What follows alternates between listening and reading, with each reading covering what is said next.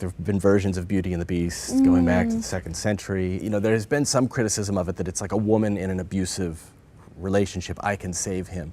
I don't really see it that way. I presume you don't either, but why? What do you say to that type of concern, that it suggests to girls, stick with that abusive boyfriend, maybe you can fix him?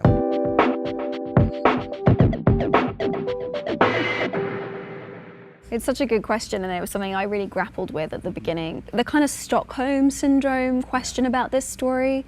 So I did some reading about Stockholm syndrome. Stockholm syndrome is where a prisoner will take on the characteristics of and fall in love with, in this sort of really strange way, their captor.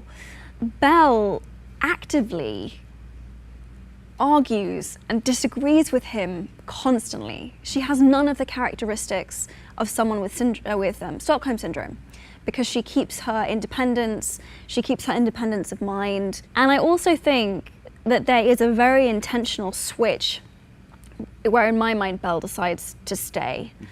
She gives as good as she gets. You know, he bangs on the door, she bangs back, and there's this defiance that, you know, you think I'm going to come and eat dinner with you, and I'm your prisoner, I'm your cat? Absolutely not. And you know, it's only when and I think that's the other beautiful thing about the love story, is that they form a friendship first.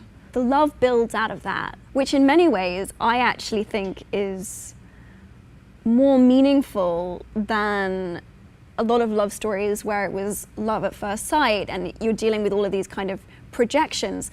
Beast and Belle begin their love story really irritating each other and really not liking each other very much. Slowly builds to friendship, slowly, very slowly builds to them falling in love.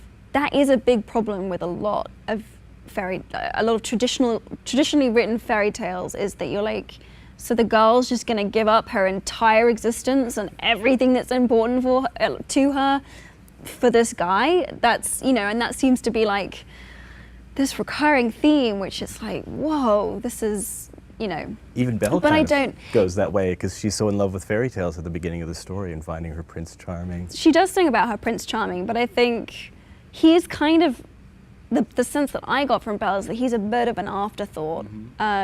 She's much more interested about getting out there and traveling and reading, and I think as well, like, Prince Charming is someone that comes along and understands her. She's waiting for someone that makes her feel understood inside.